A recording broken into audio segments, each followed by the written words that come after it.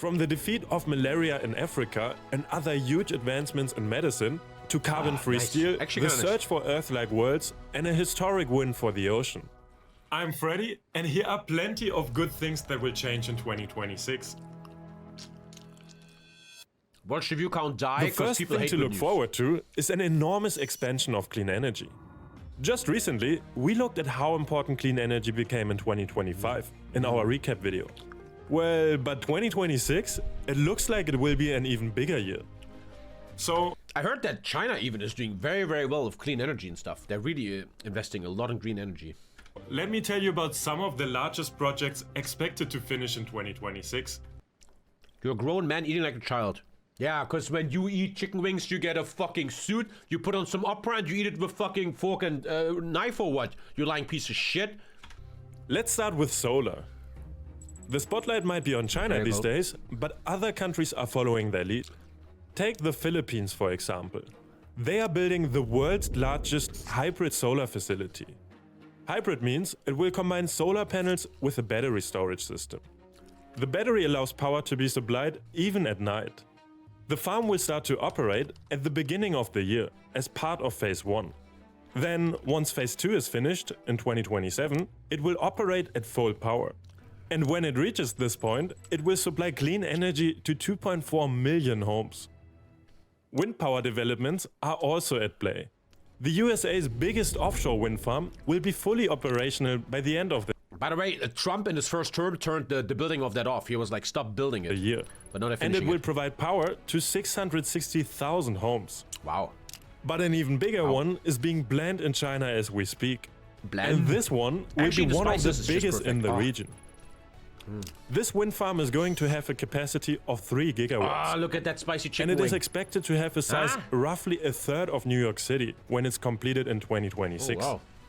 The energy it generates will be sent to customers by a transmission station. Much like this huge one in New Mexico, which will also be finished by the middle of the year. New Mexico. It will convert the winds of New Mexico into power for cities in California and Arizona. Once up and running in 2026, it's going to supply 3 million people annually. Wow. There's actually people in the world, like AfD voters, that are of the opinion, in Germany it's a big thing, right? Oh, they look so ugly. They're really destroying our beautiful homeland. Come on, bro. Like any of these people cares about the beauty of their homeland, man.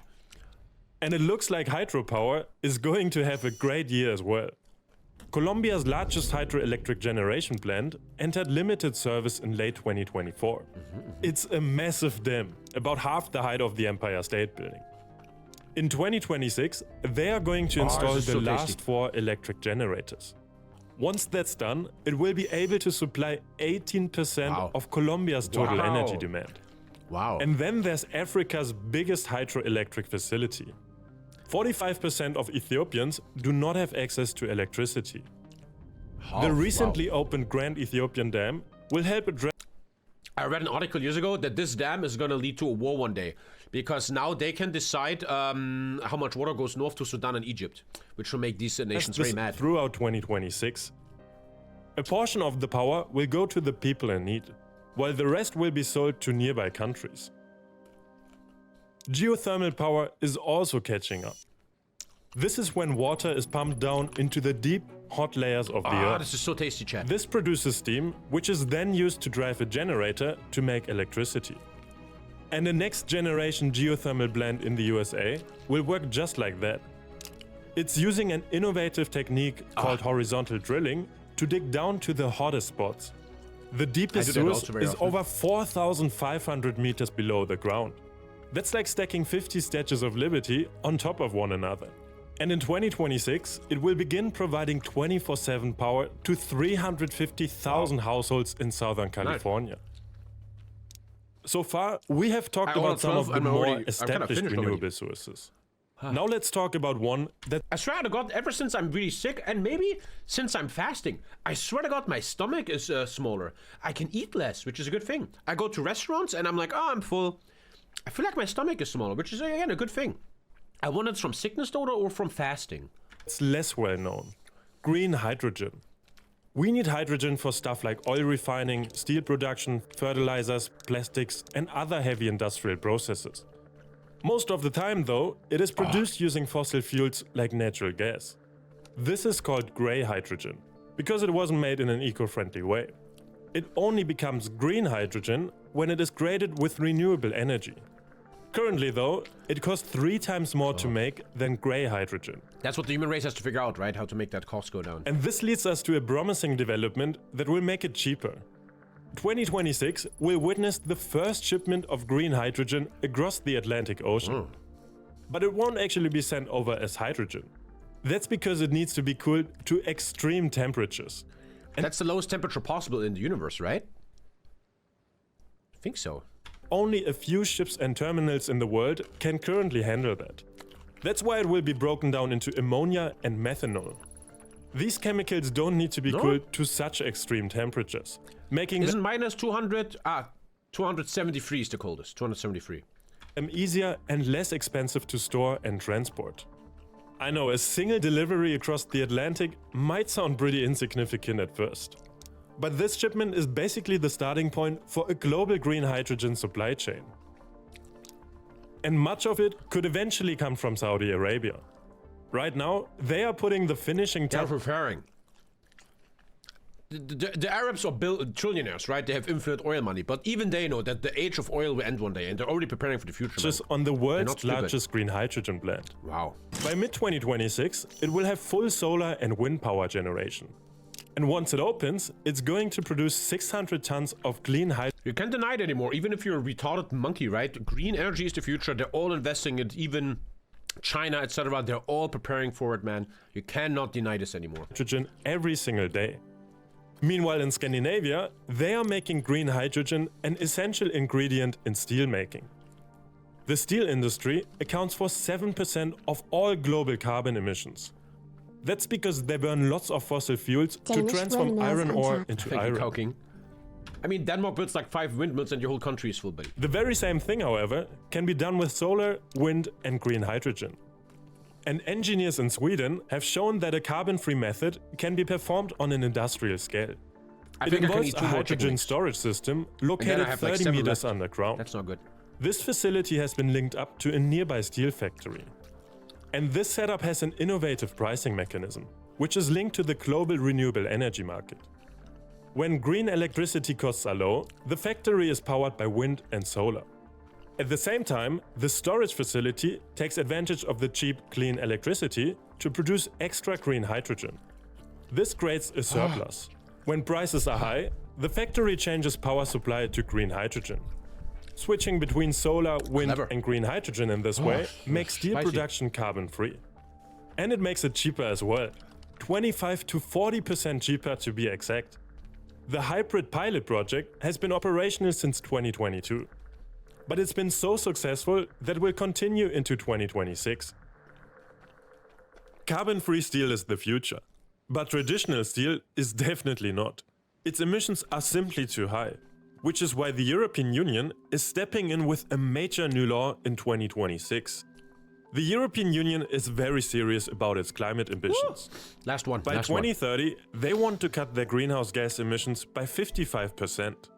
But not every business within Europe wants to get on board. This results in carbon leakage. That's when businesses move their carbon-emitting operations outside the EU.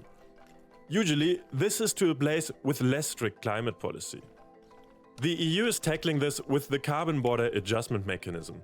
Essentially, producers of carbon-intensive products like steel will have to pay a carbon tax on imported goods. It ensures that European businesses that pay their climate taxes can compete with outside rivals. While at the same time, it lowers the total carbon footprint of the EU. The mechanism will come into effect on... You can never watch videos like this on stream. Chat is going so insane. EU is the worst thing ever. Nuclear only. I'm in England. We have the highest industrial electricity prices because of wind. It kills the whole economy. You cannot watch videos like this on stream because your brains just get fried, man. People just go... January 1st. And just 48 hours earlier, another major law will also come into force. Fucking retards. About 2 years ago, European countries agreed to tighten the rules on how products linked to deforestation can enter the market. it's a major step towards deforestation-free supply chains. The bill bans EU businesses from buying goods from places that have been recently deforested. Meanwhile, businesses outside the EU have to prove their products don't come from deforested areas. Timber and other agricultural products will have to meet 3 requirements before they are sent to Europe. Let me emphasize here that the idea is not to punish the EU's trading partners. Instead, the new restrictions are aimed to encourage them to develop stronger deforestation laws inside their own borders. Indonesia, Ghana and Vietnam, for example, have already designed national action plans to prepare for the regulation. And after many years of delays, it is finally being implemented on New Year's Eve this year. Also in January, another massive regulation is coming into effect. And honestly, this might be one of the best pieces of good news of the year. On January 17th, the High Seas Treaty will take effect. It will represent a historic moment for global marine conservation. But listen to this good news. There's gonna be 5 people in chat that are like, this is terrible. This is fucking terrible. Why? To understand the significance, I want you to think about land. Most land on the Earth is owned by one nation or another. But this is not the case with the oceans. They are so enormous that many parts of it are not owned by anyone. In fact, 2/3 of the seas are not governed by anyone. This makes it difficult to enforce environmental regulations in these places. The high seas... Like, look at this. This is why you can't do this. First message ever. The EU is awful. It strips countries of the right to self-determination. No, you have vetoes. Not true. Also, the EU is a massive helper to smaller countries with their funding. You have the free movement of workers. You're just a fucking complete moron. Suppresses anyone who doesn't agree with their woke bullshit. Super wrong, Alter. You can see how Orban in Poland could veto stuff forever against Russia and everybody had to apply to it. You're a complete moron, man. You're a 12-year-old child that doesn't know anything about anything. This treaty addresses but he this feels gap. this. It allows UN member states to create marine protected areas in these isolated regions. And it gives them access to the tools they need to protect and manage it. This is literally one of the biggest wins for the ocean in decades. The treaty required 60 UN ratifications to enter into force, and Morocco became the crucial number 60 at the end of 2025, which means it can now officially go into effect. Some of those same countries have also been involved in another major piece of legislation. In 2024, the AI Act was accepted by all member states of the European Union. We all know that this technology has the potential to be very dangerous. That is why the EU put controls on the AI market. Since it came into force, it has slowly been strengthened. In February 2025, general rules were laid down. It prohibited things like manipulating or deceiving other people using AI. Then, in August, another set of regulations were added. They specifically targeted general-purpose AI, like ChatGPT. One of the rules Americans states just that see a these handful of cases on social media and think that's the whole world. That's the issue of the world. People are too fucking lost to the internet, and then they watch Asmongold and go to Reddit, and they think this is the world. This is what the world looks like, because they don't leave the house anymore. They don't see the real world anymore. So they get this weird perception of what the world is looking like, even though it doesn't at all. Will now have to remove copyrighted material at the request of the owner. So basically, we can tell them to stop using good news content to train their models. Now, all that is left to regulate are high-risk AIs. Okay, I'm gonna vomit. These are AI tools and programs used in sensitive areas like safety, finance, and law enforcement. You know when you're really hungry and you're like, yeah, I can't wait to eat this. And then you eat it a bit and then you're like, I wanna vomit. That's disgusting. And the first of these measures will make an appearance in 8 months from now. They will make sure that high-risk AIs have to meet strict safety requirements before they can be publicly sold. Then the second batch will be passed in August 2027. But let's not forget that AI can actually be really good for many things. I mean, just look at the impact it's going to have in medicine. And in particular, on the gene editing software CRISPR. This advanced tool cuts and modifies DNA with robotic precision. These small edits are most useful for curing genetic diseases. As you might expect, operating CRISPR requires a lot of training and expertise. Even experienced scientists can find it difficult to use. This is where CRISPR GPT comes in. What? Think of it like ChatGPT, but for editing genes. CRISPR-GPT has been trained on 11 years of data that comes from past CRISPR experiments. CRISPR. It uses this knowledge to give scientists useful suggestions or things to avoid when designing new experiments. And as a result, it makes things a lot faster. Plus, it makes CRISPR so easy to operate that even beginners can use it effectively. The higher speed means that life-saving drugs could now be created faster, while the ease of use allows more scientists to participate. Over the course of 2026, scientists will be investigating rare genetic diseases, blood disorders, cancer, diabetes, and autoimmune disorders, to name just a few. Excitingly, some of them will be entering their final stages, which means you can expect a lot of good news stories talking about them. And you will also be seeing a lot of updates in the field of mRNA vaccines. Having helped us defeat COVID, they are now being used to destroy cancer. With this in mind, we have to talk about a groundbreaking recent study. It involved participants with advanced lung cancer. And it found that the survival rate of cancer patients who took the COVID mRNA vaccine nearly doubled. They lived on average for 37 months, rather than the normal 21. Researchers found that the shot wakes up and alerts the body's immune system. The next step is to confirm the findings in clinical trials. And this is just one of 120 mRNA cancer vaccine projects predicted to make progress in 2026. And it will be the same for HIV. This comes off the back of a major breakthrough. For the first time, scientists showed in 2025 that they could stimulate a targeted immune response against HIV.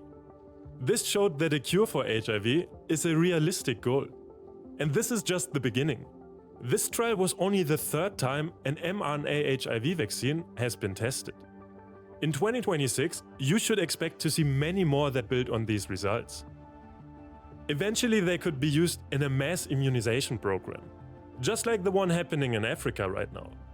Roughly 500,000 Africans die from malaria every year. But that death rate will soon go down.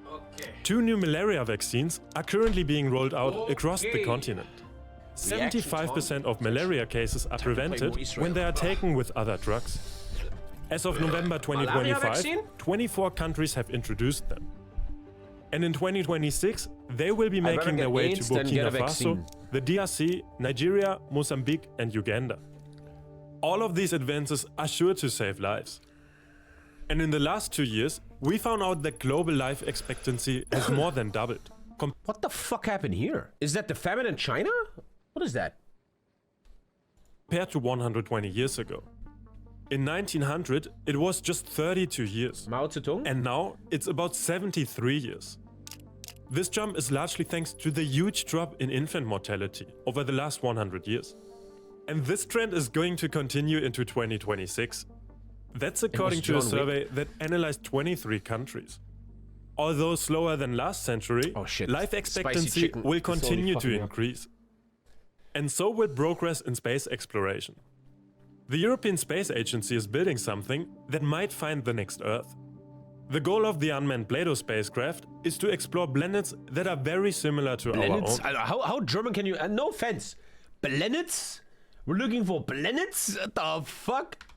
It will explore segments of space where Earth-like worlds planets could exist. To do this, it will narrow its search to habitable zones in the orbit of Sun-like stars. These zones have the perfect temperature for liquid water. It will observe and measure these distant objects with 26 high-tech cameras. And it's going to blast off in December 2026. And that's 1 month after the Bepi-Colombo mission reaches Mercury. Mercury is one of the most mysterious planets in our solar system. Very mysterious planet. It's incredibly difficult to observe from Earth. That's because it's always very close to the Sun. And getting there is even more challenging. Not just because of the intense heat, but because the Sun's powerful gravity makes it extremely hard for spacecraft to slow down and enter orbit. NASA sent their own probe there about a decade ago. Their own probe? But it was unable to stay near the surface for too long. So not a lot of good data was collected. Interesting. The Bepi-Colombo mission will do what NASA couldn't do. It's a joint project involving the European and Japanese space agencies. In 2018, they sent Trump is 2 not involved, he orbiters doesn't into like that. space. We're gonna make Mercury Trumpland. Don't worry about it. We're already on the way. Elon is working with the best people on it. Mercury will be ours. Both are different from the ones NASA sent before. They're made of more heat-resistant material. Plus, they have built-in cooling systems that keep the most complex instruments at room temperature. The Bepi Colombo has been on a cosmic adventure for the last 7 years. Wow. And in November 2026, its journey will end when it It finally actually only arrives took at 7 years Mercury. to Mercury. That's actually like okay, right? That's like And the okay moment time. it does, another journey will begin for 3 countries back on Earth. On November 24th, Laos, Nepal and Bangladesh will officially graduate from the UN's list of least developed countries. Oh. The system was set up in 1960. I read a book about industry in Bangladesh is really coming. They are, I forgot. I was reading this book, and Bangladesh has a crazy strong, I forgot, man. They're like really good at suing. They're doing a lot of suing, and their GDP is growing massively from to it. help the poorest nations. While in LDC, these states receive support from richer countries to help their development. In 2021, it was announced Laos, Nepal and Bangladesh had done enough to graduate.